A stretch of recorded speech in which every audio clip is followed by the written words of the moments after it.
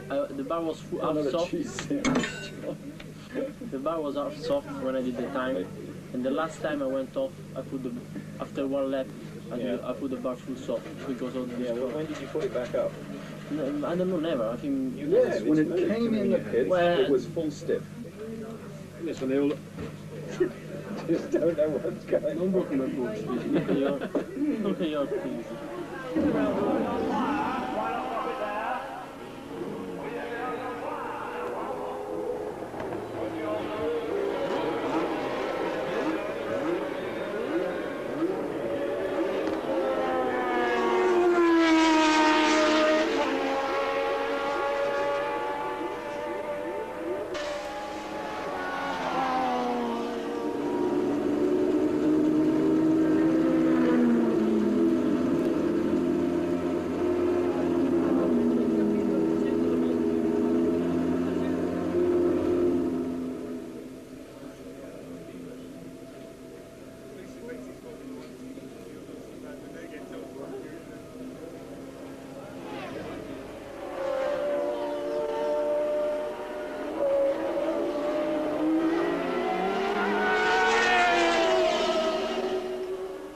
These new regulations are just a complete joke. It's, you know, as far as I'm concerned, I think Formula One's just getting to be a bit stupid at the moment.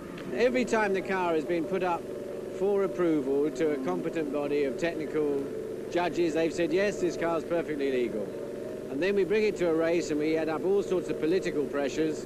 We get protests from competitors, we get political pressures from the organisation, and somehow or other they always manage to subvert the car being able to run. And I just don't understand it, how the politics can take over from the technicalities.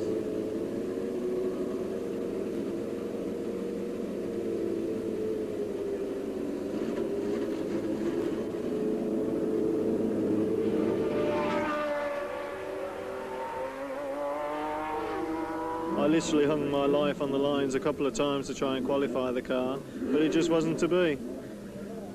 I am very happy, and I hope that tomorrow, at the end of the race, I am always happy. For me, it's a good thing to be here just after France because it's a very difficult track, very quick, and I think I'm able to win here because our car is competitive, but it will be very difficult to beat Brabham because with new tires, they are very quick, with full of fuel, and doing the race it will be very difficult, and at the beginning of the race it will be very difficult for me.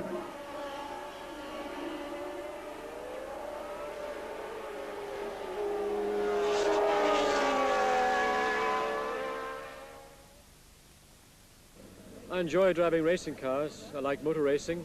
I enjoy everything about it, the lifestyle as well, I suppose. But it is basically because I feel unfulfilled in my career, and I've still got enough enthusiasm left, even though I've competed in 116 Grand Prix, to get it up, if you like, you know, to rise to the occasion when the car is competitive and to perform accordingly.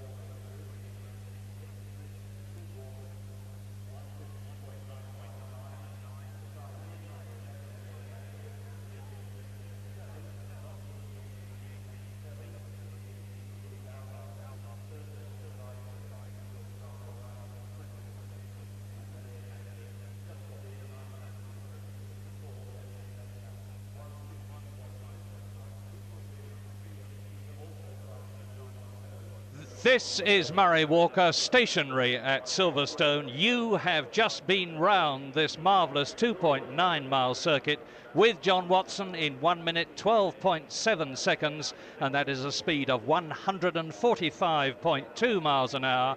You are looking at John Watson now. He is in 5th position on the starting grid, and that time of his was not fast enough to give him pole position, far from it, because the fastest man in practice was the little Frenchman René Arnoux in the Renault, 1 minute 11 seconds, an incredible speed of 148.6 seconds, just a little faster than his teammate Alain Prost, the winner of the French Grand Prix 2 weeks ago.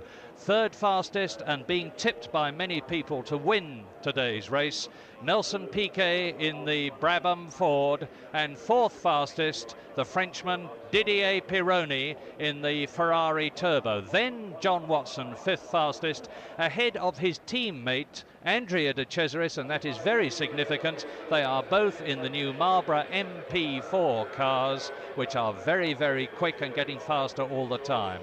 7th fastest only in practice, world champion Alan Jones, who just could not get the car to settle down to his satisfaction. There is the world champion that you're looking at now. And then 8th quickest was Gilles Villeneuve, winner of 2 Grand Prix already this year, in spite of the evil handling of his turbo Ferrari. And then 9th fastest was Carlos Reutemann for this Marlboro British Grand Prix of 1981. So the weather conditions, I'm glad to say, are extremely good for racing, because although the sky has been overcast, as you can see for yourselves, there are patches of blue there. There is no rain in the skies at the moment, and the course is dry. Indeed, it is quite sultry. 3 British non-starters for this event, unfortunately. Notably, Nigel Mansell, who failed to qualify his Lotus 87 after the 88B had been withdrawn after a lot of political aggravation, regrettably. The other 2 British non-starters, Brian Henton in the Tolman and his teammate Derek Warwick, neither of whom were able to get the Tolmans to qualify. Indeed, you probably saw Brian Henton's car bursting into flames as he came in at the end of a practice lap in that sequence that preceded this bit. So now it's just a matter of a very short time before this 68 lap, and that is 199-mile British Grand Prix starts. We'll be seeing the form-up and the warm-up lap, and that is the position for the World Championship. Carlos Reutemann leading Nelson Piquet by 11 points, so even if Reutemann fails to score any points in this British Grand Prix, he will still be leading the championship. Alan Jones moved down from 2nd to 3rd after the French Grand Prix and is 2 points behind Piquet, but 3 points ahead of Gilles Villeneuve in the Ferrari. Then Jacques Laffite in the Talbot Matra, 17 points. Alain Prost, thanks to his French Grand Prix victory, up to 6th position. And in 7th place equal, John Watson and Riccardo Patrese with 10 points each. An enormous crowd, as you can see here at Silverstone today. They have been pouring in. Indeed, at 1 o'clock this morning there was a 2-mile traffic jam outside the gates waiting to get in, and they've been pouring in consistently ever since, expecting to see, and it will be, the fastest Grand Prix of the year, because in practice we've had speeds of nearly 150 miles an hour for a lap around this 2.9 mile circuit. Who better to tell us about that than James Hunt? Yeah, well, the big news today has been in the warm-up. We have always this problem where the cars qualify and they run in qualifying trim, and the 2 fastest, of course, were the Renaults, who were sensationally fast and nearly a second quicker than any other car. However, on the morning of the race, which is not part of qualifying for the grid, they have a practice session when everybody fills up with fuel, puts their car into the trim in which they're going to race it. And Nelson Piquet was over a second quicker than anybody else in that second per lap in that run this morning in race trim. So if he was running his car full of fuel and in full race trim, because they're slower, of course, with the full fuel load in, and sometimes people don't put it all in. If he was full of fuel and in full race trim, he looks a very strong favourite for the race, except, of course, that he's got the big problem of getting past the Renaults, because they've got this additional power with the turbocharged engines. They're definitely more powerful than his Cosworth, and of course, you can't overtake in the middle of a corner, and if they accelerate away from him down the straights, he's going to have a big battle to pass them.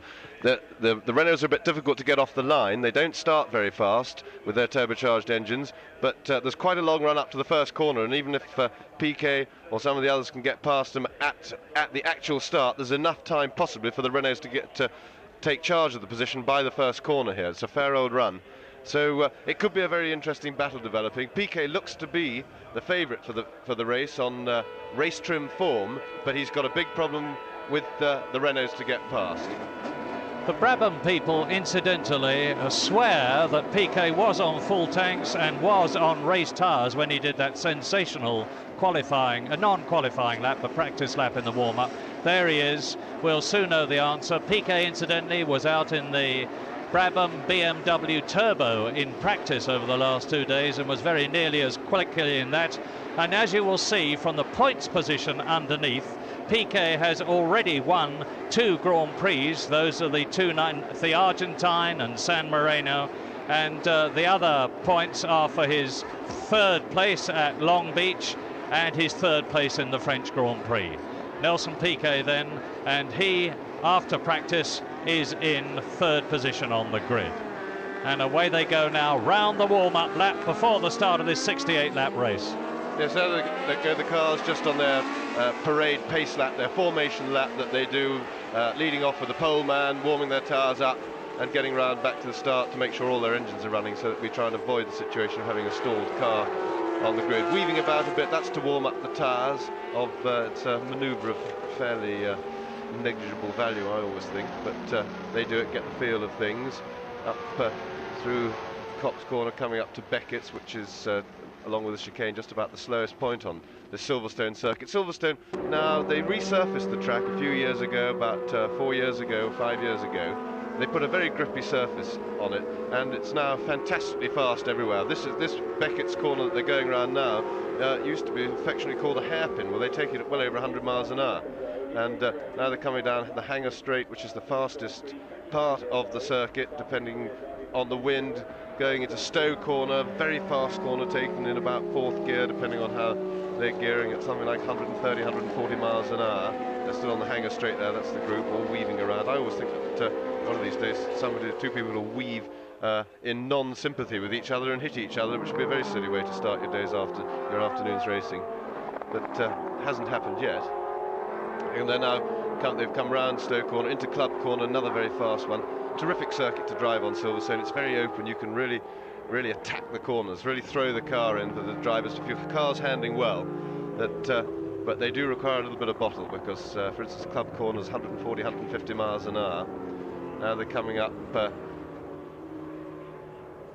final straight into the chicane, which will complete their lap. They'll start slowing down now to come up to form up on the grid for the start proper. There they are slowing down now. The pole man allowing the field to bunch up so that they come together. He doesn't want to sit on the grid too long waiting for the red light to come on, because the engines start to overheat. He's got his clutch going. He doesn't want to risk burning his clutch. When you've got your foot on the clutch, it can drag a bit, it starts to get hot. So he's letting the field bunch right up to him so that he doesn't have to stop for too long. As soon as all the field is stopped, the starter will then judge everybody to be in position, and he will put on the red light, which stays on for a minimum of 6 seconds and a maximum of 10 as laid down by the regulations, and then the field is off. And it is René Arnoux on the right, Alain Prost on the left in the 2 turbocharged Renaults. They get away a bit slower from the start. Watch for Nelson Piquet, number 5, who is in the 2nd row of the grid. There are some 12,000 horsepower and more waiting to be unleashed there as we wait for the red lights to go on. And as we look at them now, René Arnoux is on the right, and on the left is Alain Prost. The red lights are about to go on, the revs are rising, and away they go. Up to the first right-hander at Cox. and it's Pironi up with them. Piquet in 4th place, I see there. It's Pironi going through into 2nd place. The 2 Renaults have got the Ferrari sandwiched between them as they have gone round Copse, up to Maggots, round Beckett's, and the rest of the field streams through on this first flying lap in this 68 lap down the Hanger Straight onto Stowe Corner. And there is Michele Alboreto in the Tyrrell, already in trouble. He's had very little trouble in practice, qualified well, but Alboreto out of the race seemingly already as they come up towards the completion of the first lap, streaming away from Stowe Corner, from Stowe up to Club, from Club up to Abbey, the very, very fast left-hander, which is some 160 miles an hour. Well, a pretty uneventful start, very clean, they all got away well. The feature of the first lap being, of course, there is one of the Arrows cars in the catch fencing. I can't quite see what... And is Prost leading from Pironi with in 3rd position Villeneuve. So the 2 Ferraris are up ahead of René Arnoux. Piquet is in 5th position, and Alain Prost, the man who was in 2nd position at the end of practicing, slower than his teammate René Arnoux. And look at the terrific lead that Prost, the Frenchman, already has, and it is turbos in 1st, 2nd, 3rd positions. Didier Pironi in the Ferrari 2nd, Gilles Villeneuve is 3rd, René Arnoux is 4th, Nelson Piquet is in 5th place, and it's one of the 2 Williams cars in 6th position.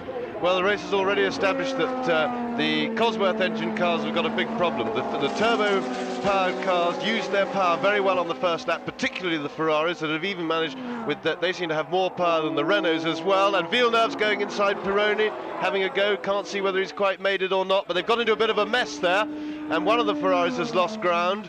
But the trouble is that Piquet, who's sitting there behind them, no doubt very worried that he's got 4 turbo cars in front of him to try and get by, has been unable to capitalise on that bit of a mess as they all arrive together. And it's Pironi in 2nd place. Arnoux is ahead of him, back into 3rd position. Villeneuve is 4th, and then it is Arnoux in 5th place. And there goes Pironi through. And Pironi ahead. Didier Pironi in the Ferrari ahead, with the Renault tucked up behind him. And yet another one. It's Derek Daly into the pits, number 17, Derek Daly in the march, in the pits, as this terrific battle continues around the circuit. They're now down the Hanger Straight for the 2nd time in this 68 lap race. Don't forget, ahead of this lot, as René Arnoux comes up and tries to take Didier Pironi, the Ferrari with the white helmeted Didier Pironi is in 2nd place. There is the leader. That was Alain Prost going through. Now, Pironi 2nd, Arnoux 3rd, Villeneuve 4th, then Piquet and Jones and Watson and De Cesaris. That is the order on the 2nd lap. There is the leader, Alain Prost, in the turbocharged Renault, number 15, 26 years old, his 20th Grand Prix. And it looks to me as though Arnoux is taking that 2nd place. Indeed he is. Arnoux is taking the 2nd place from Pironi. And Piquet is ahead of Villeneuve, and Alan Jones is still in 6th position. So, there it is. And Villeneuve is going to try and Piquet is ahead of Villeneuve now. Alain Prost leads. René Arnoux is 2nd. This is lap 3.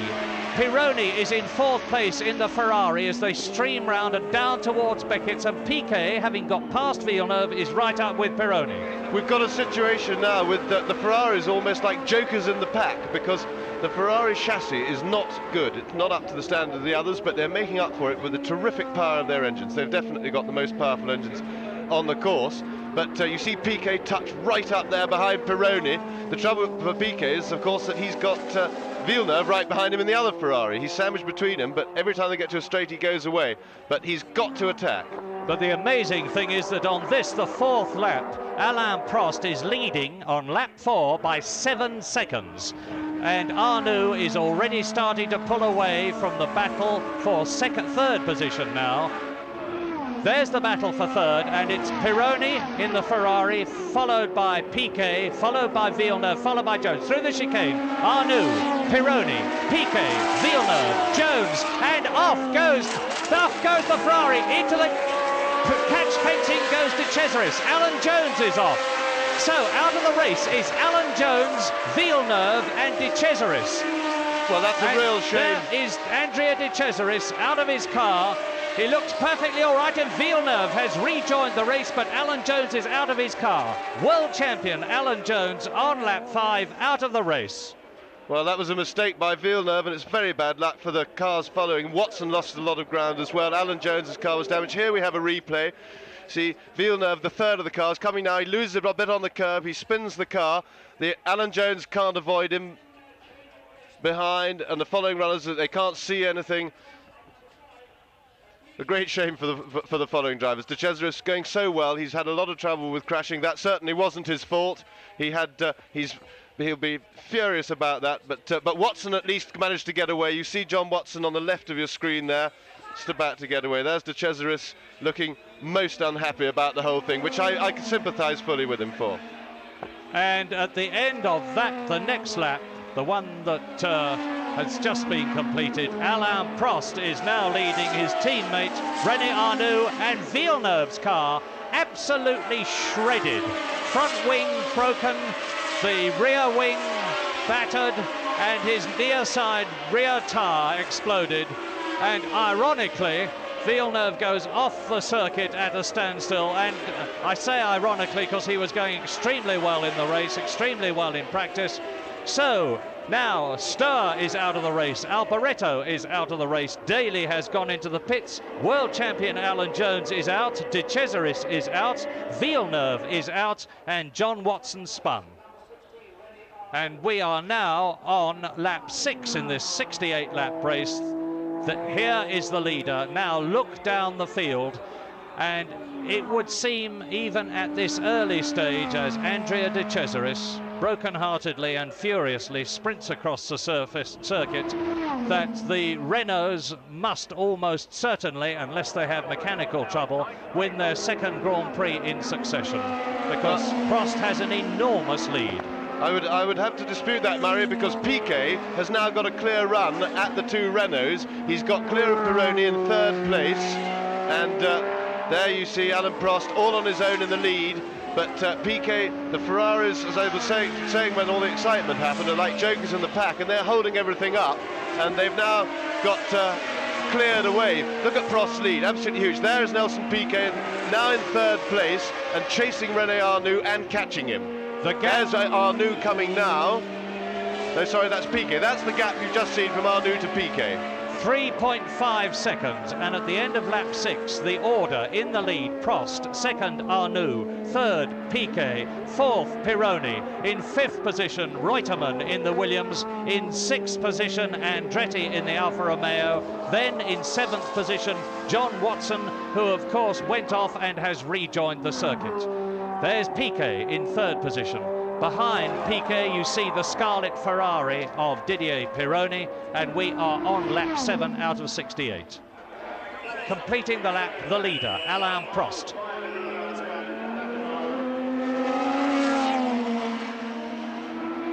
Prost exits the chicane, down towards Cox, the right-hander, past the broken Williams of Alan Jones. Now look for the gap between René Arnoux there and the third place man Nelson Piquet there, with Didier Pironi in fourth place.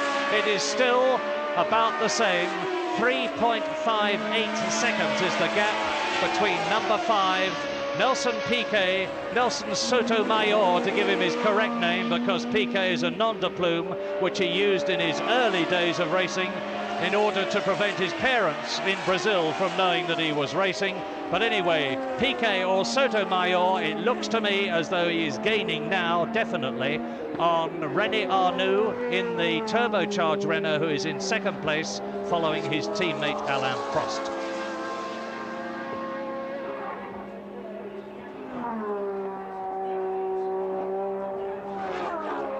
And that was Didier Pironi in fourth place.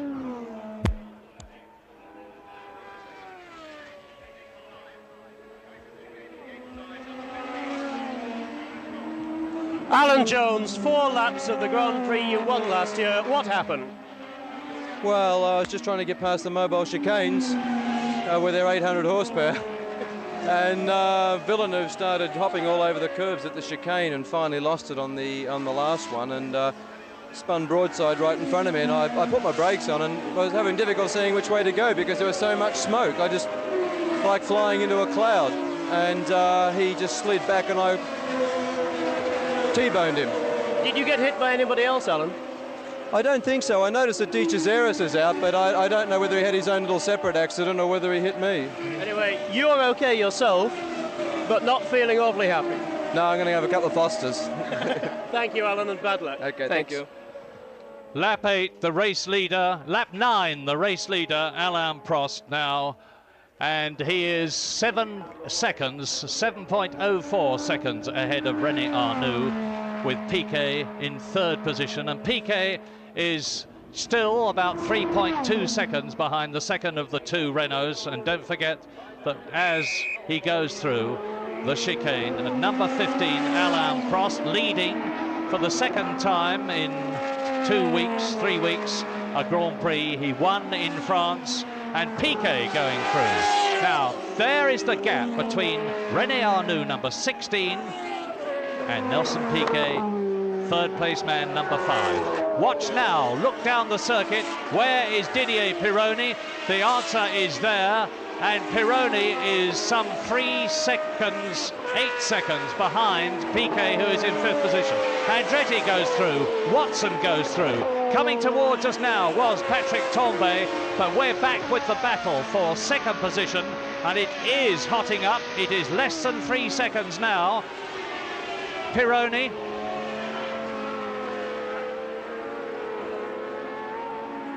There goes Piquet. Leading the race, Alain Prost. In 2nd place, René Arnoux. In 3rd place, Piquet. And where is Didier Pironi? In the background.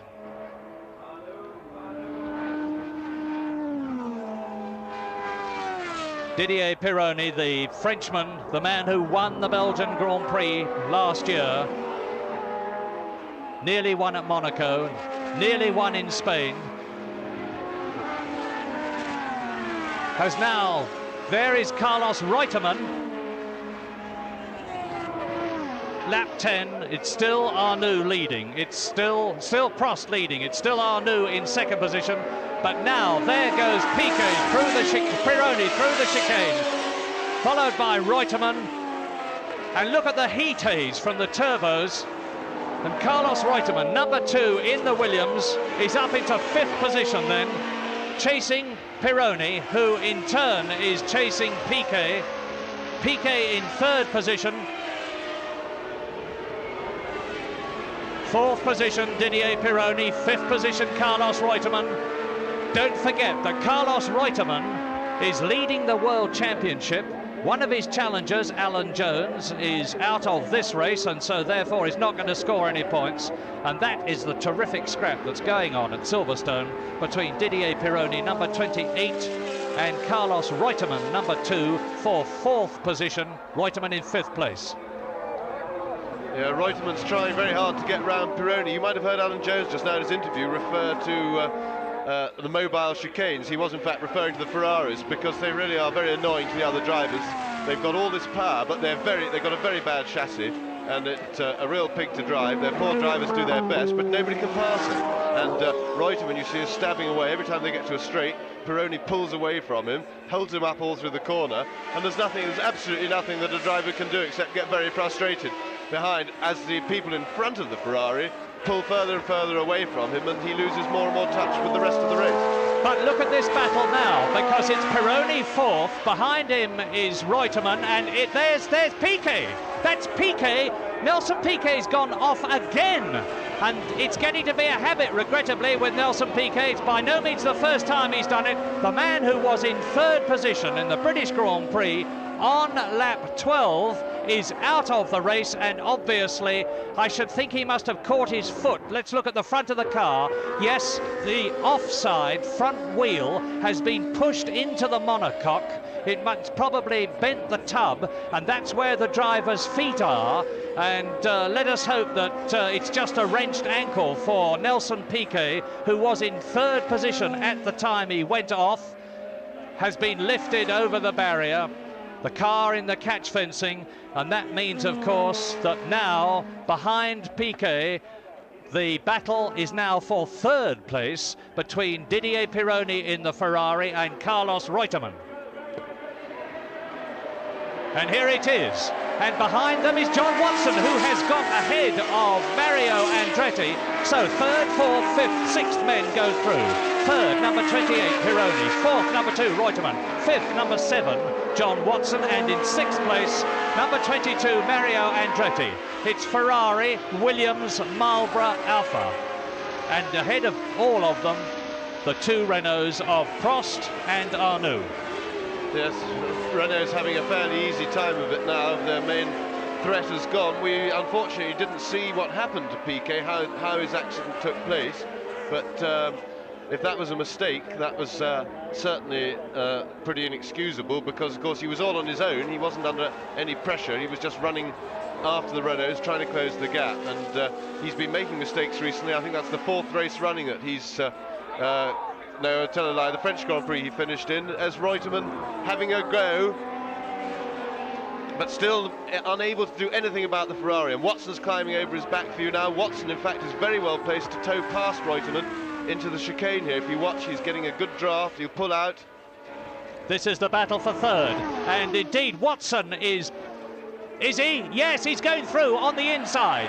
John Watson up into 4th position, with a superb passing manoeuvre past Carlos Reutemann, and now he's setting about Didier Pironi, the 3rd place man. John Watson, who was 3rd in Spain, 2nd in France in this ever-improving Marlboro MP4, the Ulsterman, the only British driver in this British Grand Prix of 1981, and he was very bullish about winning, and he goes through into 3rd position. Fantastic driving by Watson. The bony point is, can the Ferrari now with its power catch him down the straight? Watson did a beautiful passing manoeuvre on Reutemann, because he feinted to his left. Reutemann protected that. He then moved inside. He fooled it out. Oh, I think the Ferrari's in trouble. The Ferrari seems to have slowed down. So all that beautiful driving by Watson has been wasted. What a shame. Now we're going to see it again, because he's having to come from a long way behind the Ferrari, and he's nearly slid into him. Pironi kept out of the way very nicely, and Watson was through. And it was a fine piece of aggressive driving. Watson's driving really well now. His confidence is back, and everything's fine. Whoop. And the Ferrari, the turbo, is on fire. I suspect that's the trouble. That great plume of smoke is one of the from oil burning in one of the twin turbos, which are atop the engine behind the driver. And look, I just saw a spurt of flame, but it looks to me as though it has gone out. So Pironi is definitely, like his teammate Gilles Villeneuve, who went out on lap 5 after that crash, out of the race. And we really are losing drivers all the way through the race now, and on lap 14 it is still Prost leading Arnoux, with Watson up into 3rd place, and there he is ahead of Carlos Reutemann. In 4th place it is now in the Alfa Romeo Mario Andretti. In 5th position it is Jacques Laffite in the Talbot. Then behind Laffite it is Riccardo Patrese, and as you see, the best lap so far, Prost in a time of 1 minute 15.2, and that's a speed of 140 miles an hour, and that is some 4 seconds, over 4 seconds after his fastest lap in practice, which was almost the same as the fastest lap in practice, that of René Arnoux, in 1 minute 11 seconds exactly.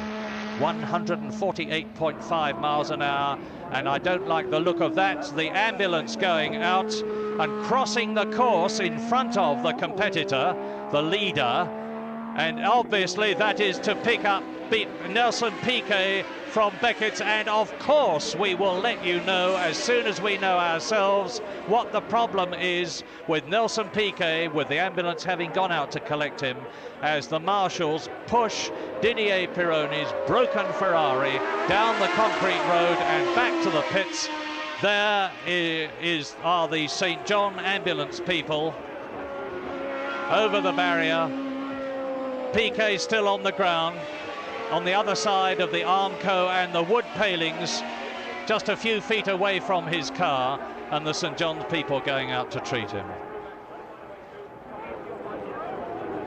Meantime, into the chicane, and out of it again goes the race leader, Alain Prost. He has now completed 16 laps out of 68. Look now for the gap as René Arnoux goes through. I can tell you that the gap is 8.4 seconds according to my timing. That's Arnoux, second place, and Arnoux, number 16, is 11th equal in the World Championship with only 5 points.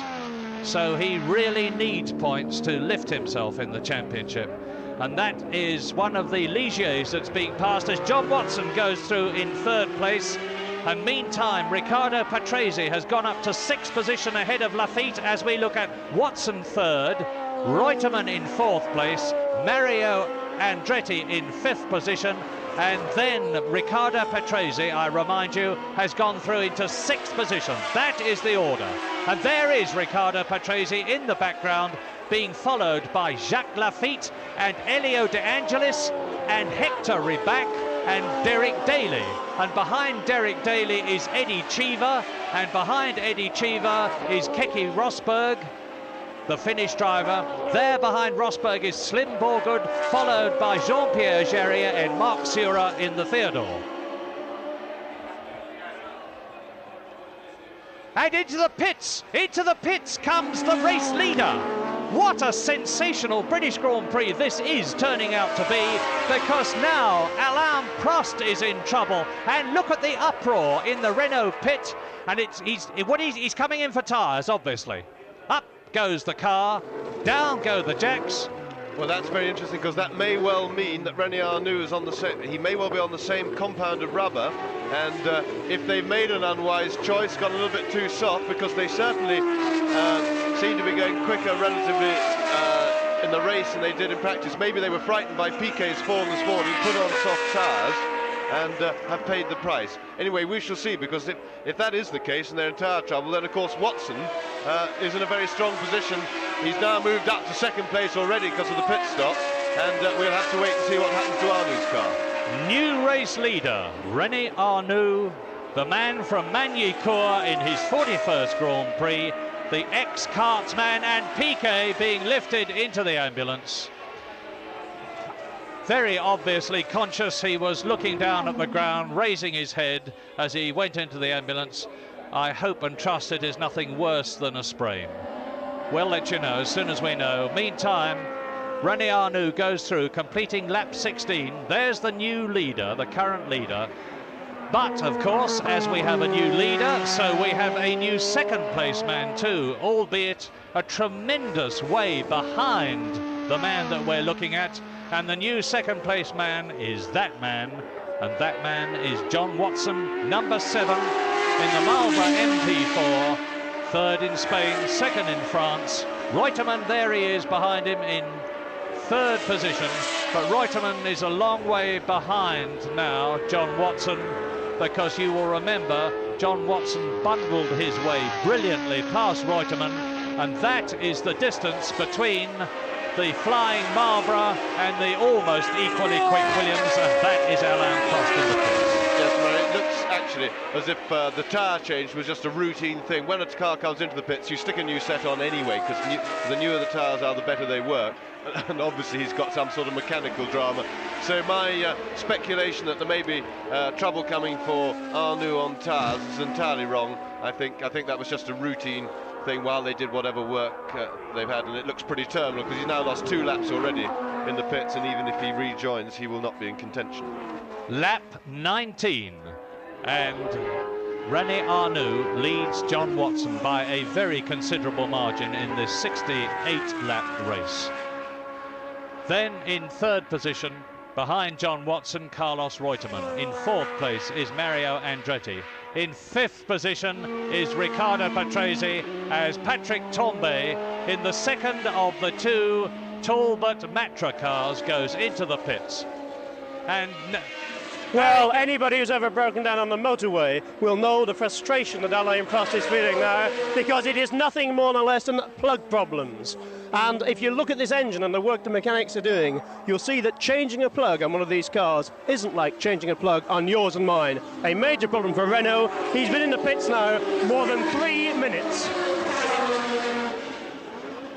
Well, that means with an over 3 minute stop already, and obviously more time to be spent there, that the race is finished as far as Alain Prost and victory is concerned. But Renault still have their chance for a second Grand Prix win in succession, because there is René Arnoux, number 16, the man who is 11th equal in the championship, and he's now 17 seconds ahead of John Watson. And John Watson is about 4 seconds ahead of Reutemann, but Reutemann is dropping back. 6 seconds behind Reutemann is Mario Andretti. 14 seconds behind Andretti is Riccardo Patrese in 5th position. And very, very close to Riccardo Patrese, because we saw him a few moments ago, Elio De Angelis in the Lotus, and he is only a second or so behind the arrows of Riccardo Patrese, the leader.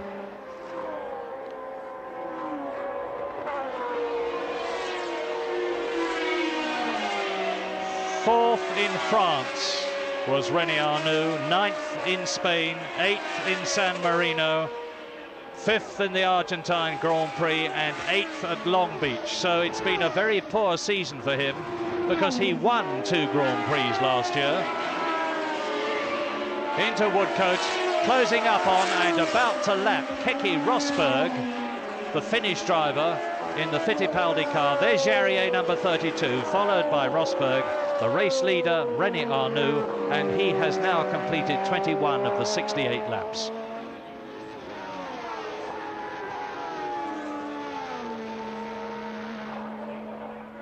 And as we look at René Arnoux, we know that Siegfried Stoer is out of the race, so is Michele Alboreto. Derek Daly came into the pits, but is very much back in the race, albeit a lap adrift, as now Arnoux comes up, and watch him past Keke Rosberg and close up on Jean-Pierre Jarier, the Frenchman who has driven for so many Grand Prix teams and has taken the place of the injured Argentine driver, Guerra. And for the first time for a long time, and Osella, because that is what Jarier is driving, has qualified for a Grand Prix. And Arnoux is not finding it as easy to... Yes, he is. He punches past on his terrific power.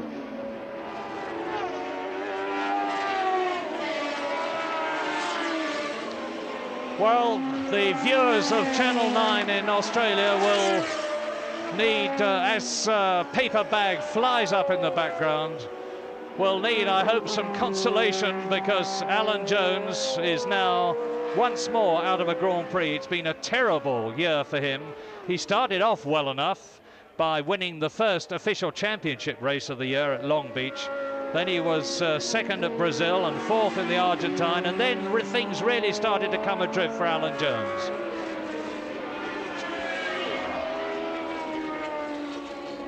Yes, it's the old story. You know, the luck is just not running for Alan at the moment. He was that accident that put him out of the race was no fault of his, nothing to do with him at all. Alain Prost, we spoke to you a fortnight ago when you'd won your first Grand Prix. Looked like you're going to win another. What happened? I think it's the engine. I don't know why. I don't know what exactly, but it's the engine. The car was perfect. I'm very disappointed about that. Do you know what happened to the car exactly? To the car, it's the engine. It's the engine anyway, but I don't know what exactly. You felt it going when you were in the lead, did you? Yes, the last lap, everything was going very right. But the last lap, the engine go down, and I stopped because anyway it was finished for me. But you still have a Renault teammate out on the track. Yes, for sure. But you know, I'm very disappointed because 9 points for me today was it was possible for me to win championship, but now it's finished. Alan, we hope not. Thank you for talking to us.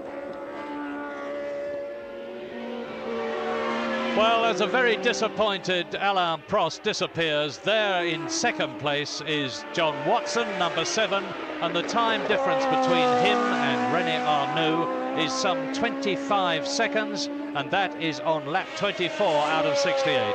Still a long, long way to go, but the Renault, of course, is under no pressure. 25 seconds is a very, very considerable cushion. And Arnoux, as I have said many times before, will know exactly what the situation is. His team manager, Gérard Larousse, the great ex-racing driver and rally driver himself, is watching every move of Arnoux and everybody against him. And 6 seconds, there, 7 seconds is the gap between Watson and Reutemann. Reutemann being in third position, so there's some 25 seconds between Arnoux and number 7 Watson, and 7 seconds between Watson and Reutemann. But there again, I suspect that the gap is extending, and it's pretty static for the first 3 places on lap 25 out of 68. As into Woodcote to complete another lap comes the third place man through the chicane, Carlos Reutemann. Yes, it's all gone pretty static at the front. It looks now really as if Arnoux only has to stand up to win, look after mind his P's and Q's, look after his car, make sure he gets on no problem, and then keep his fingers crossed and trust that nothing breaks on it, nothing goes wrong. Watson seems to have the measure of Reutemann fairly comfortably and is pulling away well. As we were just saying for our viewers on Channel 9 in Australia, a great shame that we lost Alan Jones yet again to entertain you with, but some other news is that I'm afraid your Australian cricket team seem to have bowled the Poms out for very few runs at all, so I should think England are going to have to follow on, so at least there's some good news for Australians. As René Arnoux, with good news for France, goes through the chicane and completes his 25th lap, Arnoux, with that 25-second cushion, has just passed Marc Surer, the amiable Swiss driver who is in the Theodore car. And the power of this Renault really is most impressive. I'm sure Arnoux will be feathering the accelerator and taking things very easily. I was saying that he would be getting pit signals through his team manager, Gérard Larousse. He's on lap 26 now. And as you see, the order is Arnoux leading Watson within third position. Reutemann, 3 different makes of car in the first 3 places. Then another one, the Alfa Romeo of Mario Andretti 4th. Another one, the Arrows of Riccardo Patrese 5th. And the 6th different make of car in the first 6 places is Elio De Angelis's Lotus 87 in 6th place. Hang on, that's De Angelis coming in. And there is De Angelis. I spoke too soon. Elio De Angelis, who started off practicing in a Lotus 88B, had it turned into a Lotus 87, which you do by removing a large number of components, mainly bodywork, is having a mysterious conversation with somebody. I can't imagine what this is about. Any ideas, James? No, I've no idea, unless he was black flagged. He may well have been black flagged. He looks pretty upset about something. That was an official. I accuse you, he is saying. And it's Robert Langford he's talking to. And Robert Langford is one of the chief international officials. I guess that may be the situation. Maybe, and we are hypothesizing, we are guessing. We didn't actually see a black flag being put out, but it was quite evident. Every picture tells a story, and that picture certainly told one. And Elio De Angelis was in clearly just as much of a black rage as Andrea De Cesaris, his Italian compatriot, was when he went off at Woodcote. And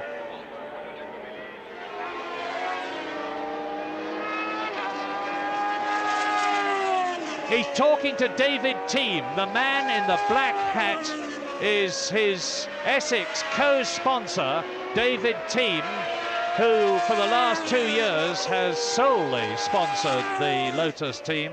And De Angelis conversing with David Thiem. And now some of the press, all those are press representatives, piling round him to find out what has happened. He's standing in front of the Brabham pit. And this is turning into a very strange British Grand Prix, and I'm beginning to wonder, at the rate of decay that we've had over the last few laps, how many cars are going to be left in it at the finish. I'm just looking at the lap chart while I talk, and there are 14 cars left out of the 24 that started, because with De Angelis out, Prost out, Pironi out, Piquet out, Villeneuve, De Cesaris, Jones, Alboreto, Storr. The names go on, and we can't afford to have much more of this, or we're not even going to have a six-man leaderboard at the end of the race. Second place, John Watson.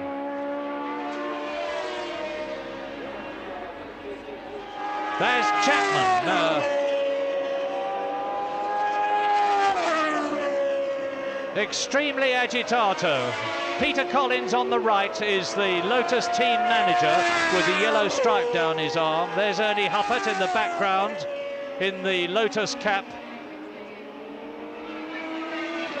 We will hope to get official information on this as soon as we can, and we're still waiting to hear what happened to Nelson Piquet.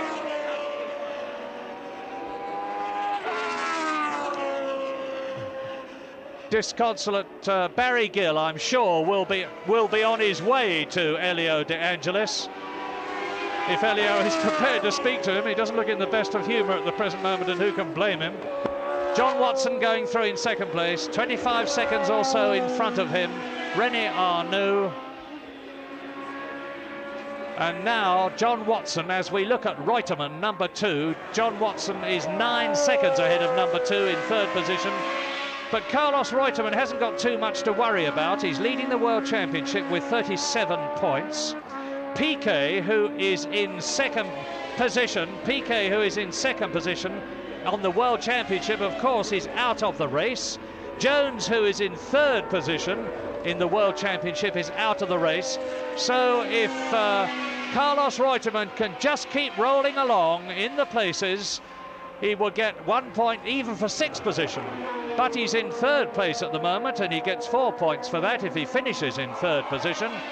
And that would give Carlos Reutemann a total of 41 points. And the second place man behind him at the present moment would still be Nelson Piquet with 26 points, and Carlos Reutemann would be virtually unchallengeable for the World Championship. However, that is all hypothesis, and a lot can still happen in this race, because we are only on lap 30. We have not even yet reached half distance. John Watson, second place.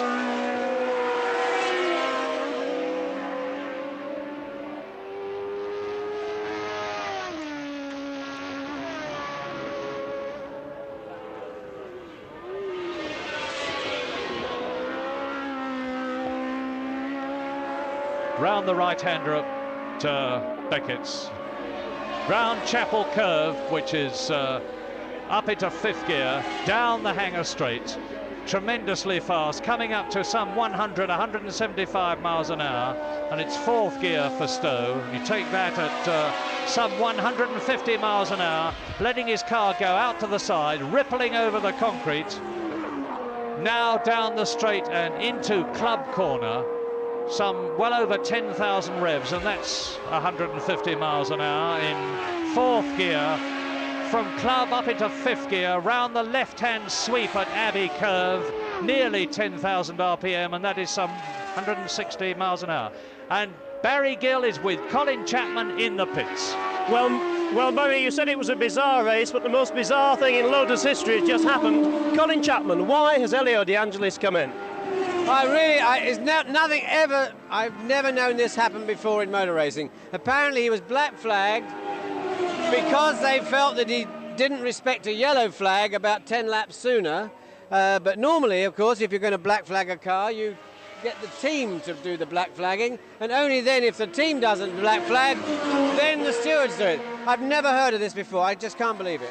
There's no way he should have been black flagged on the start line like that. Well, surely what normally happens is you have a minute's penalty, isn't that right, Colin? No, normally it's an admonition. They slow the car down, talk to him, tell him he's been a naughty boy, and then let him go. Not make him exclude him from the race like this. That's crazy. Colin, I have to say, it hasn't been your weekend, has it? You can say that again. Thank you for talking to us. Very disappointed Colin Chapman. It certainly has not been Colin Chapman's week. First of all, he came here with 2 Lotus 88Bs, only to have them excluded after a lot of political hassling. Then they were converted into Lotus 87s, one of which, because of all the problems they had, Nigel Mansell failed to qualify. Elio De Angelis got into the race all right and was much faster in the pre-race warm-up period today. There are the positions after 30 laps, and it confirms, of course, that Arnoux is leading with Watson second, Reutemann third, Andretti in 4th position, Riccardo Patrese in 5th place, and Jacques Laffite in 6th position. And René Arnoux, that we are looking at, has just lapped Derek Daly in the march. And Derek Daly, who is number 16, is actually well down in the running. He's last in the running, he's in 12th position. And on the 32nd lap, as we look at René Arnoux taking Woodcote, he is, of course, in the lead from John Watson. There goes Laffite through the chicane, followed by Daly. In 3rd position, it's Carlos Reutemann. Mario Andretti is still 4th in the Alfa Romeo, and Riccardo Patrese is still in 5th place in the Arrows. And in 6th position now, it is Hector Ribach, Nelson Piquet's Brabham teammate. In 7th place, it is Jacques Laffite in the Talbot. In 8th position, it is Eddie Cheever in the Tyrrell. In 9th position, Mark Sura. Then 10th is Slim Borgud. In 11th position is Keke Rosberg. And 12th and last is Derek Daly. 12 runners. Derek Daly has, of course, been lapped. And that is Keke Rosberg being followed and about to be lapped by the 3rd position man, Carlos Reutemann.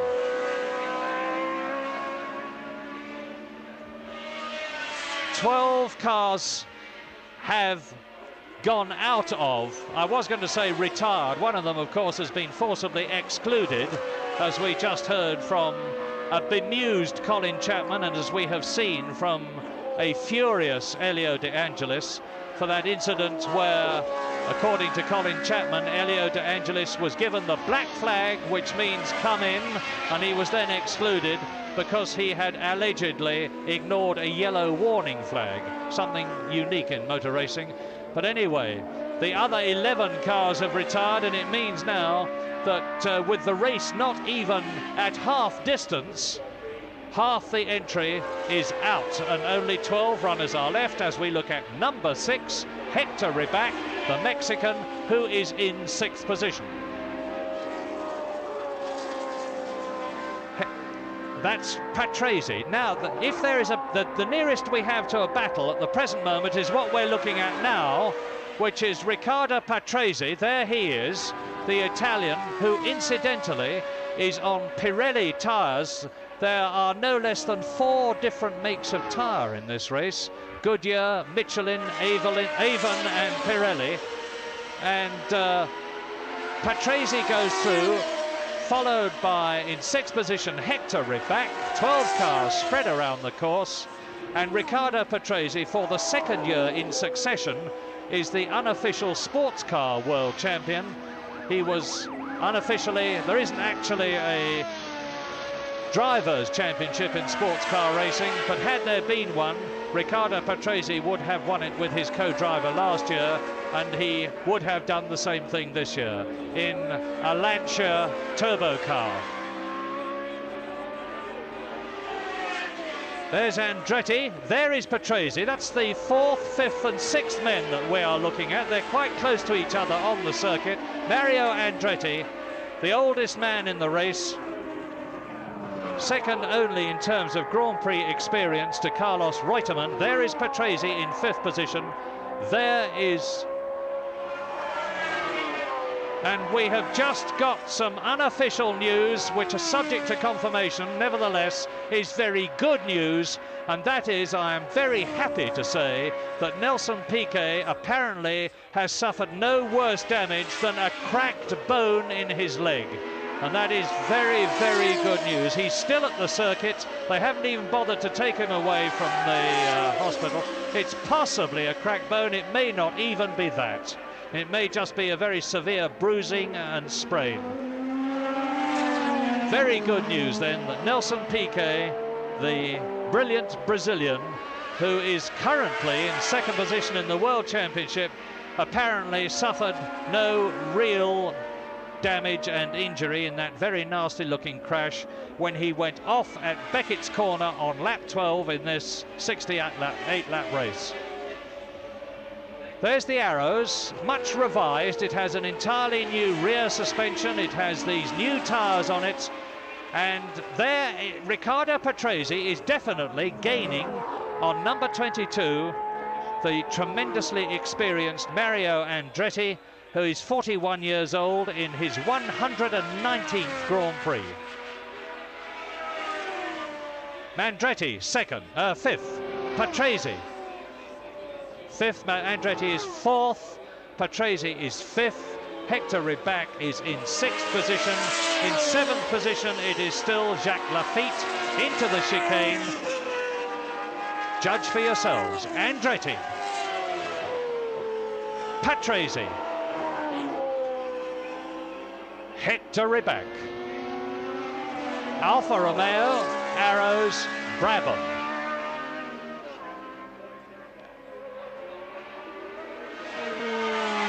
Patrese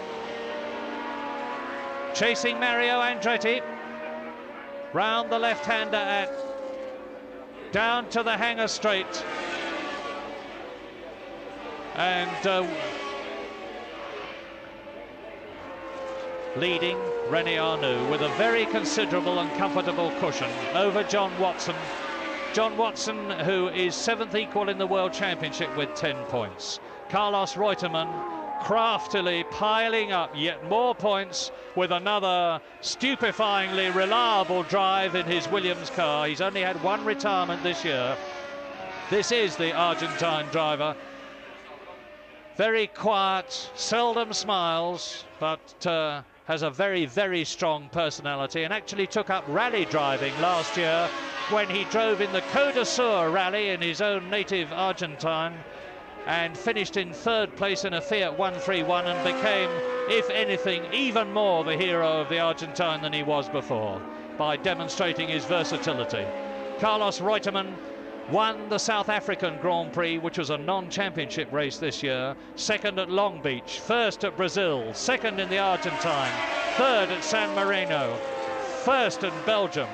Didn't finish at Monaco, but then was back in the points in Spain with 4th place. Out of the points, but he finished in France, and now he is well up in 3rd position in the race. That would give him 4 points to add to his 37 to increase his World Championship lead over Nelson Piquet, who is out, over Jones, who is out, over Villeneuve, who is out. But Jacques Laffite is still in, but not currently in World Championship point scoring position.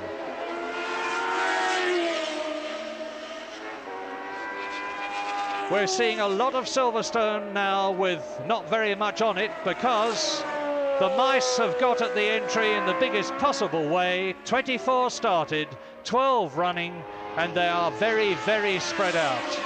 Disappointing at this comparatively early stage, because we are now on lap 38 out of 68, and there's 30 laps to go as we look at the race leader, René Arnoux, going through the chicane in 3rd gear at, believe it or not, 130 miles an hour.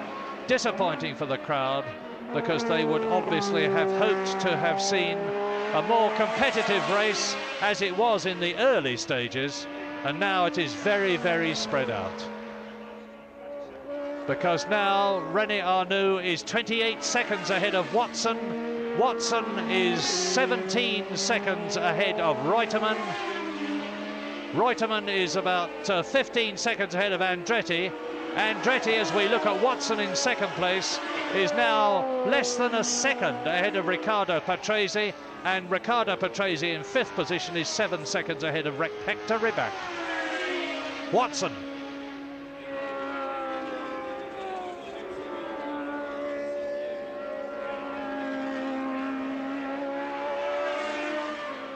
Lap 39. And as they come out of the chicane in front of us, behind John Watson, the battle between Patrese and Andretti is very much joined.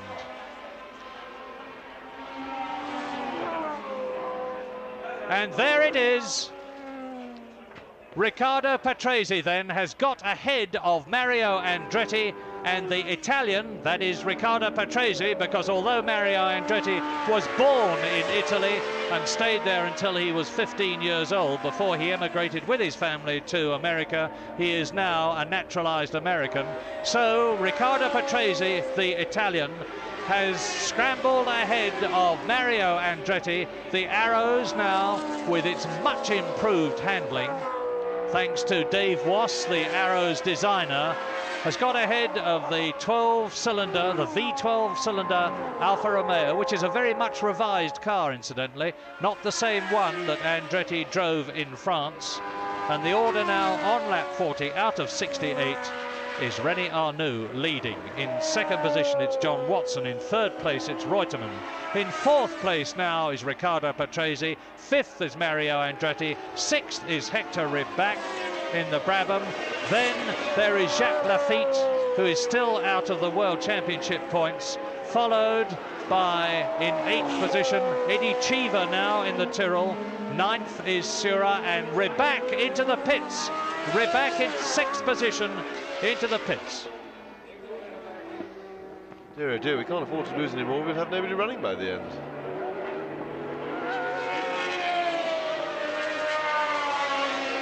And you can see for yourself what it is. Herbie Blash, the Brabham team manager, leans over and talks to Hector Ribach. It looks as though it is only tyres and nothing else was being done to the car. The near side rear is holding them up. The others have been changed. Up goes the mechanic's hand. Out goes the jack. Away goes the car. Hector Ribach is into the running. But that means to say now, I think that Jacques Laffite will have moved up into sixth position, and he has done so. Jacques Laffite. And there's something flapping on the rear or right side of the rear aerofoil of Hector Ribach's car. The right side of the aerofoil at the back of Hector Ribach's car. It's probably the end plate.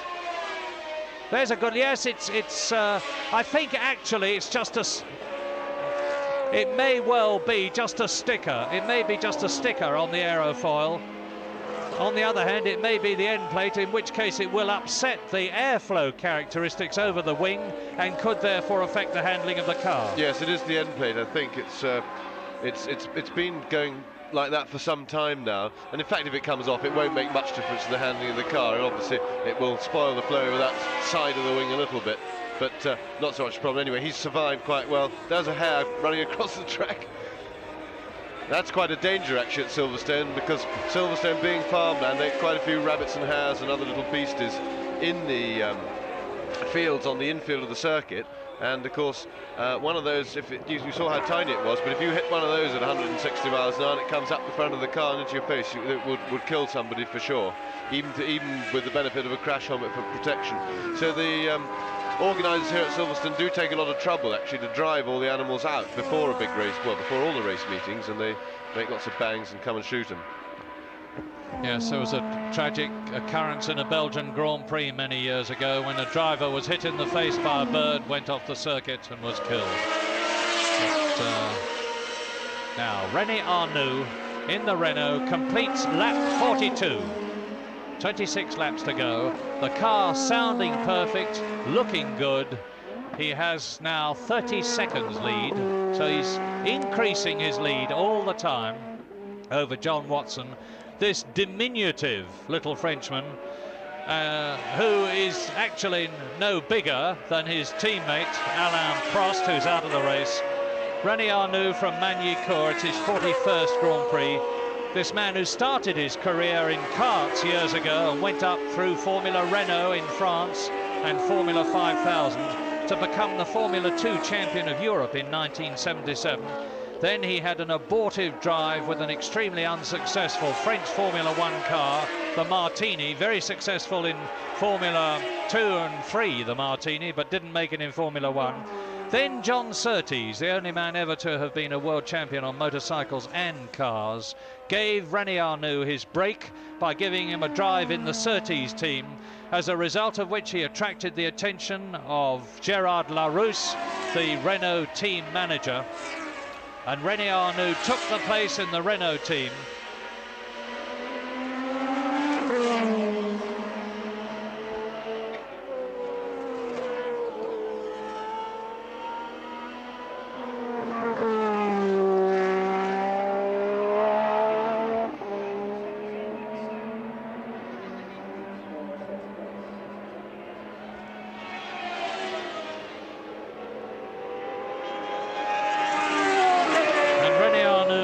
certainly made the most of his opportunities, because, as I say, he won in Brazil and South Africa last year, 1980. He finished 6th in the World Championship, but he certainly hasn't had the luck like Alan Jones. It's funny how you can be on top and then, without changing your style or your ability, plummet down. And like Alan Jones, René Arnoux has had a very bad 1980 so far, because the best he has done was to finish 4th in France the weekend before last. But it certainly looks as though he's on his way to victory in the British Grand Prix as we look at Andretti over the skyline. And I have realised, incidentally, that we have seen nothing of Bruno Giacomelli in this race, Mario Andretti's teammate, who disappeared in the very early stages. De Cesaris's car, that is, the broken McLaren, the Marlboro McLaren of Andrea De Cesaris, and behind it, you can't quite see it, but behind it is Alan Jones's car, and it's a very, very sad sight. The second Marlboro car of John Watson that was involved in the accident that Andrea De Cesaris's car was also involved with. There's Alan Jones's car, but John Watson managed to make a magnificent return to the circuit, as did Villeneuve, and we're looking at Watson. But unlike Watson's car, which is absolutely unique on the Formula One Grand Prix circuits, because it is made totally out of honeycomb aluminium and Kevlar fibre and is tremendously strong. The Lotus 87 and 88 have a similar construction, but the use of the metal in the Marlboro is unique. And there is Reutemann in 3rd place in the Williams car. And Reutemann now is some 19 seconds behind John Watson. John Watson is 30 seconds behind Arnoux. And Reutemann has got Patrese some 18 seconds behind him. And Patrese is now some 8 seconds ahead of Mario Andretti, with Lafitte in 6th position, Eddie Cheever in 7th place, Mark Surer coming up towards the points in 8th position in the Theodore. Then in 9th position, Hector Ribac, who of course we have seen go into the pits for tyres. In 10th position, it is Slim Borgood in the ATS. And incidentally, it's amazing what the right people can do.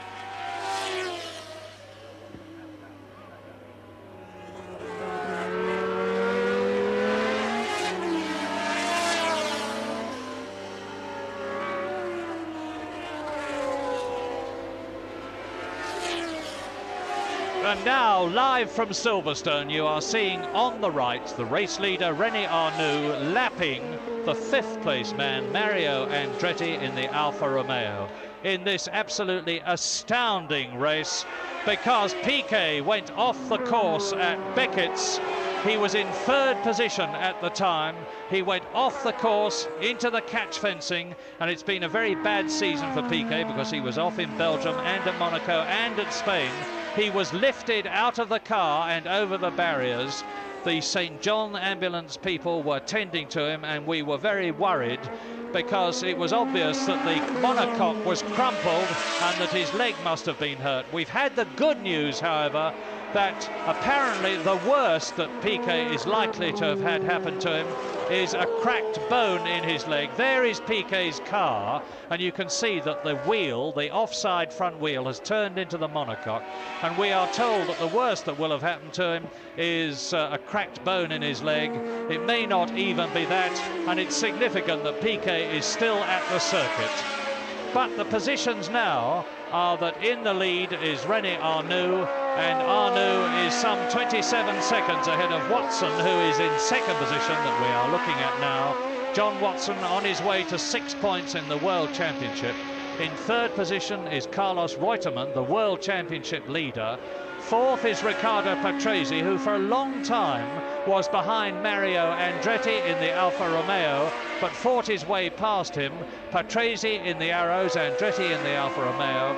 In 6th position now is Jacques Laffite, because the man who took 6th position from Elio De Angelis when De Angelis went into the pits, that is to say Hector Ribach in the Brabham, came into the pits to have new tyres, and although he's back in the race, he's a long way down, and Jacques Laffite is therefore in 6th position in the points as we look at Carlos Reutemann. The interesting and significant thing is that Carlos Reutemann, as ever, because he has only had 2 races out of the points this year and has had, I think, 15 finishes out of 17, is on his way to another 4 points in the World Championship if he finishes in 3rd position where he is now, and that will very much increase his World Championship lead, because Piquet is out of the race, and Jones and Villeneuve.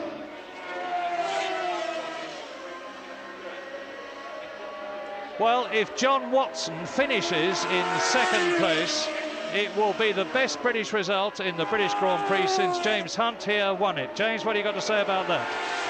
Well, on that particular occasion, the person I had to fight to win it with was John Watson himself, actually. It was in 1977 the last time. But it would, of course, be marvellous to see John Watson get a win here. There's nothing he's going to be able to do about the Renault, so if he does, it would be an inherited result, of course, which is never quite as satisfying, but he's persevered for 3 years with pretty uncompetitive machinery. The new Marlboro MP4 from the McLaren factory is an extremely competitive car now. It's going very, very well on the fast circuits. It always looked good from the time they introduced it. They weren't quite so good on the slow tracks, and Watson has got back all his old power. He was driving magnificently in the early part of the race, as those of you who were with us would have seen earlier on. He was tangled up in the incident when Villeneuve spun in the middle of the pack. He got going again. He then made a couple of terrific overtaking manoeuvres with every bit of the old Irish fire that he used to show, and let's hope that he can get a win, if not today, very soon. It would certainly be very gratifying. I'm getting a bit tired of being called the last British driver to win a Grand Prix. It's been going on far too long, even for my liking. Well, we are now on lap 51, and here are the positions. René Arnoux, who incidentally has made the fastest lap here at 1:15.1, 1 minute 15.1, as we look at Hector Ribach, who was at one time in 6th position and is now in again for yet another tyre change. The near side front takes a tremendous pounding at Silverstone, and we're looking at René Arnoux, fastest lap of the race, 1 minute 15.1 seconds, a speed of 140.6 miles an hour, which significantly has not broken Clay Regazzoni's lap record in the Williams, which he put up in 1979, 2 years ago. So that is an indication of how little the Renault is being pressed. René Arnoux leading then, John Watson in second position, Reutemann in third place. Patrese in the Arrows is in fourth place. In fifth position is Mario Andretti, who is in the background in your picture. In sixth position is Jacques Laffite. Seventh is Eddie Cheever. In eighth position is Mark Surer. Then ninth and a long way adrift is Hector Rybak, followed in 10th position by Slim Borgud in the ATS. In 11th position is Keke Rosberg, and last in 12th position, 24 cars started, 12 are running, and the 12th place man is Derek Daly in the March. As we look at the leader, René Arnoux, who has again lapped Hector Rybak in the Brabham. Down Woodcote, through the chicane.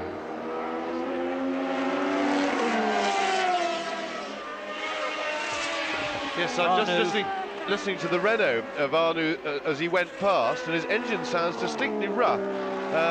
Of course, a broken exhaust pipe can sound pretty rough, but of course on a turbo that's rather critical. And if we can watch the car now, he's got Rybak behind him. If he's lost power, yes, Rybak is keeping right up with him, and it looks as if Arnoux may be in trouble, because Rybak's keeping up with him very well indeed.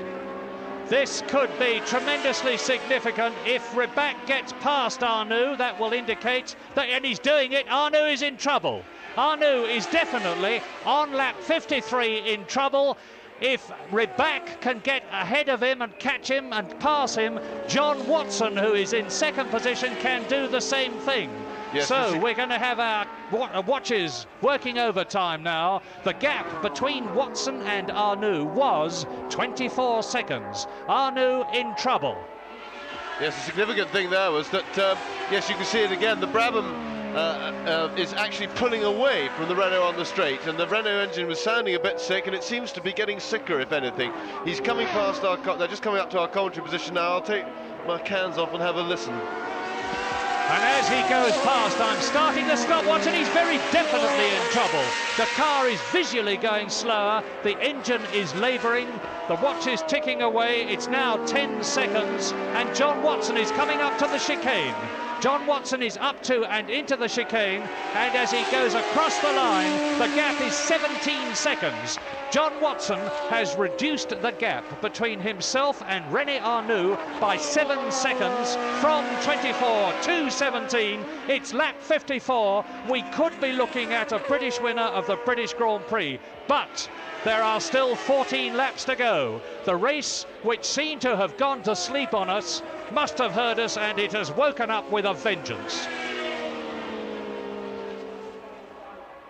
Stoer out, Alboreto out, Villeneuve, Jones, De Cesaris out, Piquet crashed, Pironi out, Prost out, De Angelis out, Rybak into and out of the pits, and now is the race leader, René Arnoux, in the second of the two turbocharged Renaults, in enough trouble. Here's Mario Andretti closing up on that.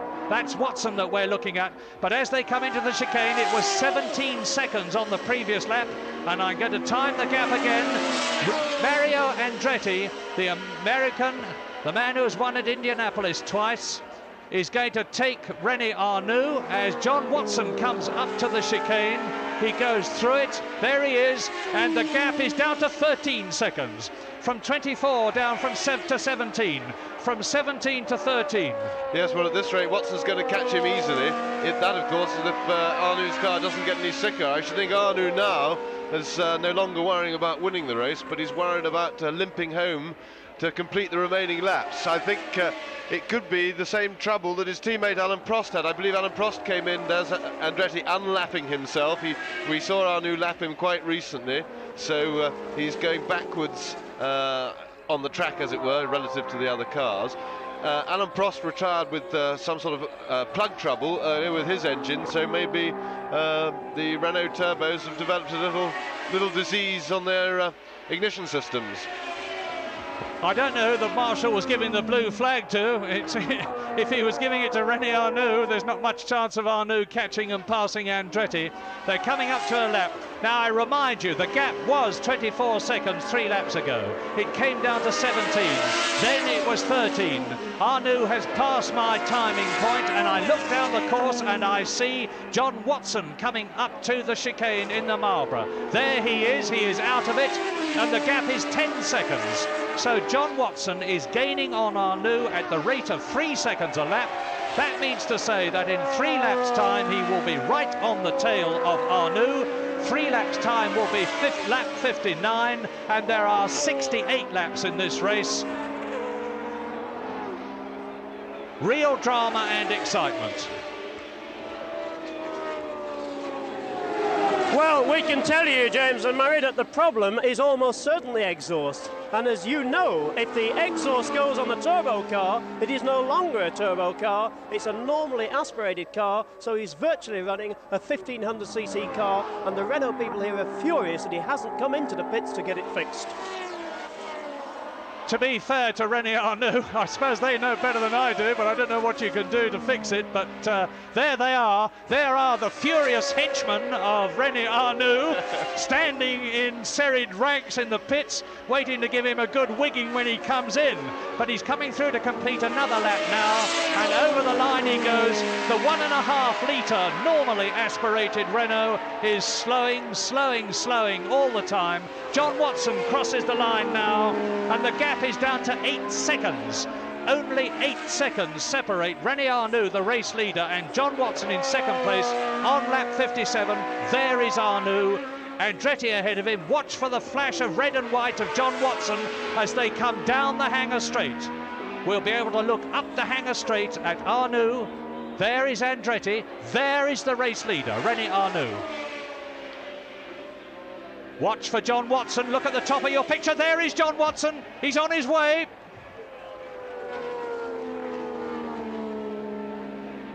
Well, I've talked about patriotic, chauvinistic crowds many times from the continent. We've got one here. We've got a patriotic, chauvinistic British crowd here at the moment. And the man that they are mentally in the cockpit with, willing on every wheel turn in this race, is John Watson, 35 years old, the Ulsterman, who currently lives in London, and he also has a home in Bognor Regis. 17 years of racing experience, 116 Grand Prix, only 1 victory behind him so far, and that is the victory that he won in 1976 in Austria. 2 pole positions, however, one of them at Monaco. And this year he started off brilliantly in South Africa. There is Arnoux. And Arnoux now is on his way. He's not losing much distance to Mario Andretti. There's Watson. Now you'll see now the gap as they come into Hangar Straight. Compare it on this lap, which is lap 58, with the previous lap. There are Andretti and Arnoux. And there is John Watson.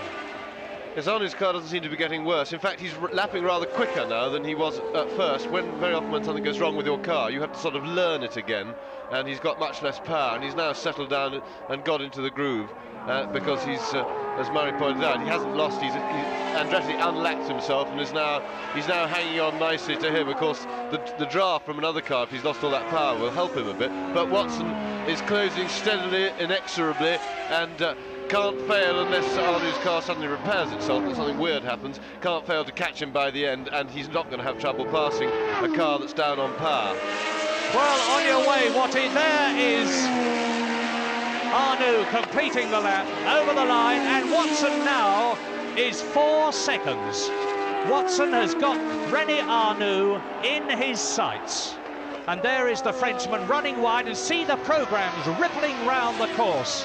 There are programmes waving all the way from the stands now, and you'll probably see them going again at Stowe. The crowd is urging Arnoux on. There goes the Frenchman. There is the Ulsterman, John Watson, second position.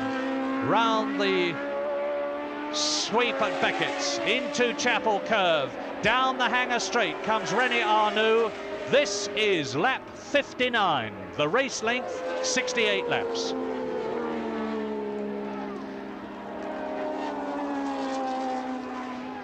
Heat haze rising from the turbos. Watson rides wide as he comes out of the left-hander at Stowe, goes down to the right-hander at Stowe, down to the right-hander at Club Corner. The Union Jack waves in the background.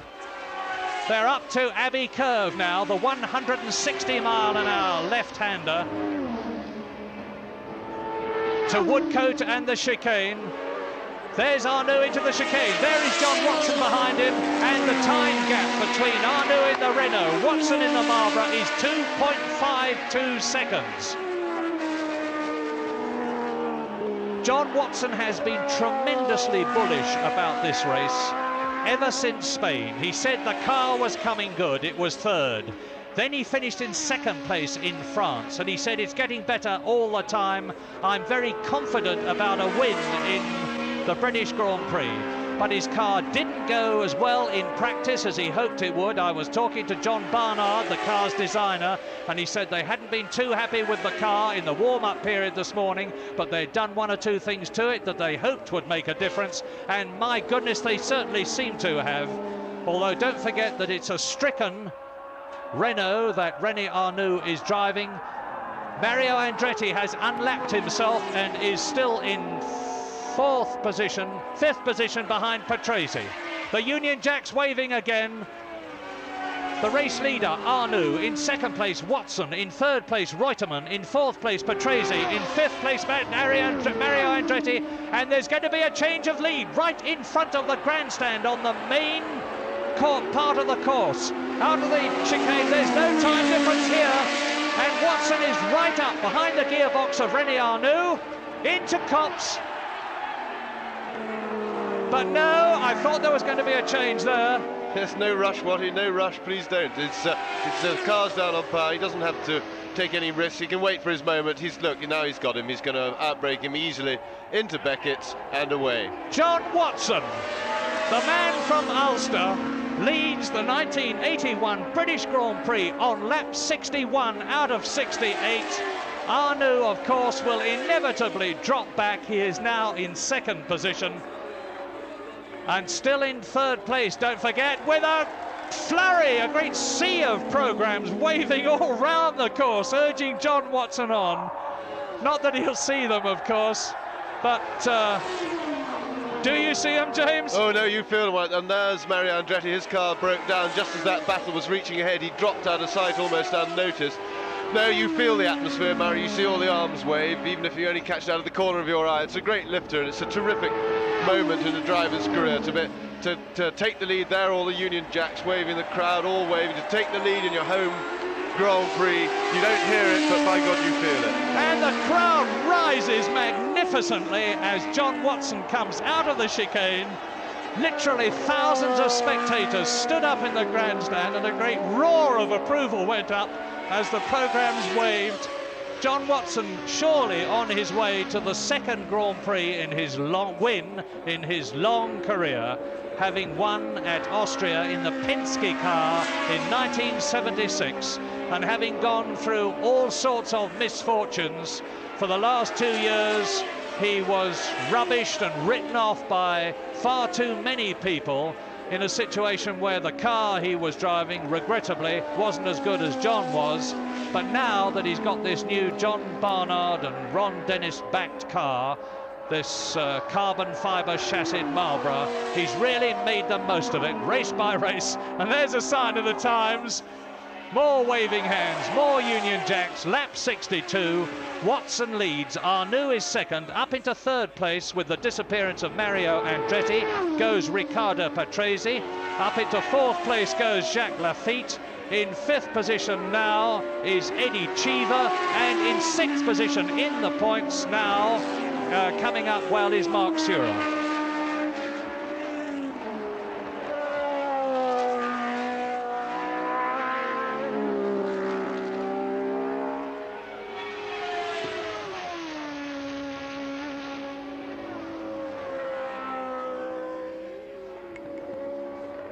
Well, John Watson looking incredibly composed and relaxed. The car has handled magnificently every foot of the race, and as you see, the time difference now, after that really emotional moment, when once again we had a British driver leading our own Grand Prix. John Watson has just steadily pulled away from René Arnoux. I don't think Arnoux is going to lose his second place. A time difference, 2.8 seconds, and that's Mark Surer coming into the pits, and Mark Surer is now out of the race, and he was coming up into sixth position on the pit straight behind Mario Andretti's car, and the race leader John Watson on his 63rd lap, just completing it. He therefore has another 4 laps to go, including the lap that he's on, as he closes up on Jean-Pierre Jarier in the Osella, the Frenchman, number 32, who has driven probably for more Grand Prix teams than anybody else.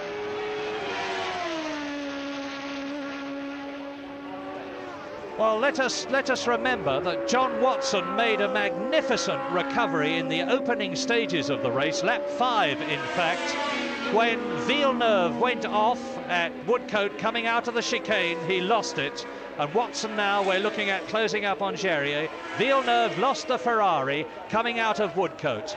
He took off with him Alan Jones, Andrea De Cesaris and John Watson, but Watson made a superb recovery in a car that had not been damaged. Villeneuve recovered, but his car didn't. It was very sick indeed, as a result of which Jones, De Cesaris and Villeneuve went out of the race. Jones went on, albeit well down, and obviously must have been a bit rattled mentally, but he has fought back superbly in an undamaged and magnificent motor car, and he's coming through now to complete his 64th lap into the chicane and out of it.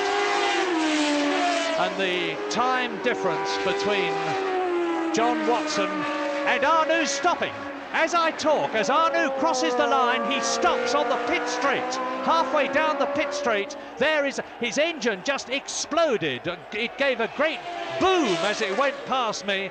And that means with there's 3 cars. There is Mark Surer's car, Mario Andretti's car, and René Arnoux' car. And there we have now a new second place man, because up into second place will go Carlos Reutemann. The Reutemann has done it again. More points. Yes, Reutemann just cruising around piling up points this year. He hasn't done. There is Carlos Reutemann. He's up into second place, so he's going to pick up 6 more points to the World Championship. None of his main rivals are challenging in this race. His nearest rival, in fact, they're just about all out of it, so he's just going to extend his lead by 6 more points, assuming that things finish as they are. So Reutemann is now beginning to look in a very strong position, particularly, of course, if Nelson Piquet has suffered any bone damage and has to go out for a few races. So we've got to hope that Piquet certainly is going to be fit to drive straight away again. Into the chicane, out of it, number 7, the man. It's John Watson. He has completed now his 65th lap. He has 3 laps to go. Lap 66, which he is on. Lap 67 and then lap 68. He has now a very considerable lead over Carlos Reutemann, who is in second place on his way to 6 points.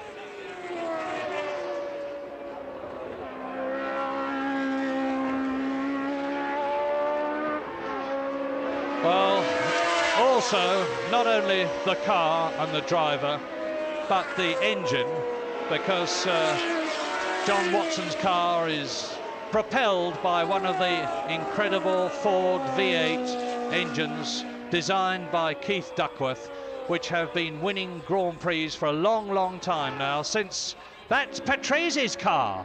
Well, I find it extremely difficult to keep up with the British Grand Prix, because now Riccardo Patrese, who was in 4th position, is out of the race. I keep a note of the people that go out of the race, and my piece of paper is rapidly now being covered with names. Watson through, another lap completed, and that means to say that with Patrese out, up into 6th place will go Slim Borgud, the Swedish rock drummer, who now under the leadership of Alistair Caldwell in the ATS team, the man who used to be with Brabham, has really got the ATS going superbly well, and Borgud is making the most of it. But here's the man that's making the most of his opportunity. He's on lap 87, this 67, lap 67 in this 68 lap race. This is the penultimate, the last lap but one for John Watson. down the Hanger Straight. You could cut the tension here with a cricket stump, because everybody is living on their nerve ends, watching this man drive round the circuit, willing him on. There's nothing wrong with a British crowd wanting a British driver to win. It's a long time since that has happened, and it could be happening in the next few minutes, because at the end of this, the 67th lap, with John Watson coming up now towards Woodcote, under the bridge and into the chicane. It will be to start his last lap. You can see a flurry of movement in the crowd, and I would expect them to go berserk with excitement on this, the 68th lap. Let's watch John Watson round on what so many people here are hoping is his victory lap. Yes, he'll still be biting his nails. As a driver, you never think you've won till you've won, because it's too risky to think so. He's worried about running out of petrol, something falling off the car and things. He'll be taking it very slowly. He's got bags of time, but apart from the little worries and things, he'll be very much enjoying this lap. He's not under pressure. He won't be feeling nearly as tired as he was when he was running in second place a little while ago. And there is René Arnoux, the man who for so long looked as though he had got the race in his pocket, but he hadn't. The turbo let him down, and John Watson is now on lap 68 out of 68. This is the victory lap. They know it, he knows it, we know it. He's only got half a lap to go, less than half a lap to go, because it is from Abbey Curve up to Woodcote, under the bridge, into the chicane. He's won because he can coast home now. Into the chicane, the crowd roars, and the British Grand Prix has been won by a British car with a British driver. His name, John Watson, and there's the victory salute. Oh, what a marvellous way to wrap up the British Grand Prix. John Watson having his first win for several years. His comeback has been slow and steady this year. He's worked really hard. He's driven better and better after his 3 or 4 years in the doldrums and inadequate machinery, and his reward has been paid off with his first win for a long time being a home win. Yes, John must really be savouring these moments, because he has lived the bitterness of criticism and people saying that he was over the hill and that he should be replaced, that he wasn't up to it. But he kept faith with himself all the time. Never once did his belief in John Watson waver. Never once was he at all arrogant about the motor cars, and this is a wonderful sight too. The crowd flooding to the barriers as much they can. John's faith in himself never wavered, and as soon as he got the right car, he just quietly set about with Ron Dennis and with John Barnard and all the other fine mechanics in the Marlboro McLaren team, getting that car right, and how well he has done it. And he has done in this race exactly what he said he was going to do a month ago, because when he mounted the victory rostrum at Jarama in Spain, he got off it and said, third in Spain, it's getting better. Then he was second in France, and he said, I feel very confident about winning the British Grand Prix. And he's done it. He's fulfilled every expectation that those who had faith in him here had, especially himself. John Watson then, winner of the British Grand Prix of 1981, in second position and increasing his lead in the World Championship, Carlos Reutemann in the Williams. In third place, it's Jacques Laffite, who came right up in the closing stages. In fourth position, a fine vindication for Eddie Cheever, who finished fourth after crashing the new car in practice, and that'll be some consolation for Ken Tyrrell. In fifth position, in the Brabham, Hector Ribac, Nelson Piquet's teammate. Some consolation for Bernie Ecclestone, who isn't here. And in sixth position, Slim Borgood. A very, very happy crowd. The race went a bit dull in the mid-stages, but my goodness, it came alight again at the end. And there's the man who lit the fuse and rekindled the enthusiasm of so many people. John Watson making his way to the rostrum.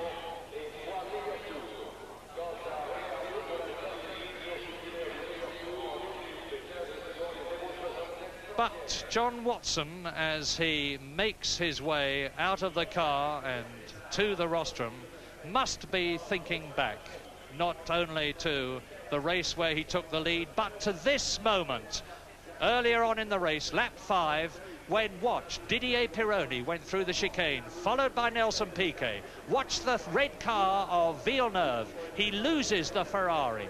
Now watch Alan Jones behind him, who goes off. There's a great cloud of smoke, and then those two cars behind are De Cesaris and Watson.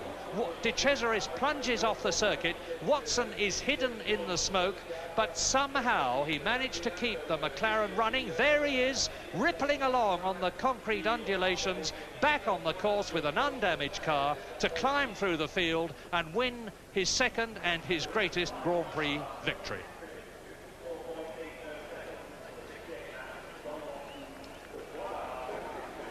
Nine points then for John Watson and another 6 for Carlos Reutemann.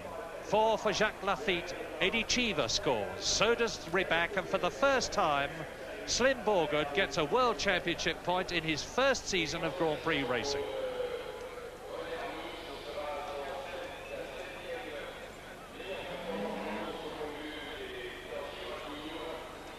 And magnificent organisation as ever at the Marlborough British Grand Prix by the British Racing Drivers Club. This very impressive vehicle, the trailered vehicle, bringing out the race winner, John Watson, to receive the more than justified plaudits of the crowd. A very, very happy time for a smiling, as ever, cheerful, because he is, even in the face of adversity, John Watson.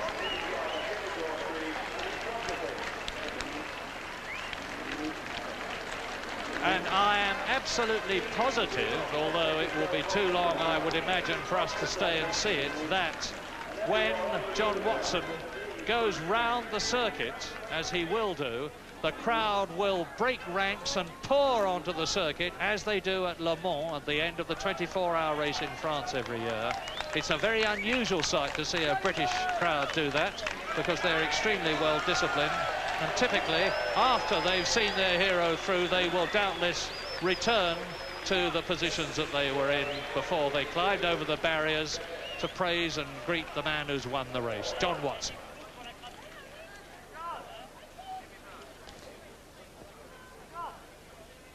So, what a very...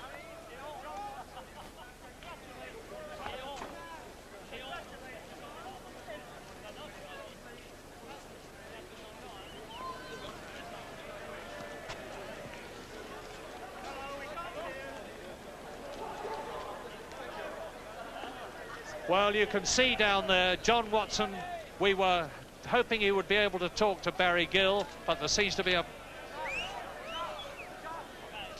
problem. Anyway, recap, a great day at Silverstone, despite the fact that there were so many dramatic retirements. Watson has won, Reutemann increases his World Championship lead, Piquet and Jones stay second and third, Villeneuve equal fourth now with Laffite, and significantly up to 6th place with the 9 points he got for victory onto the World Championship leaderboard. The winner, John Watson.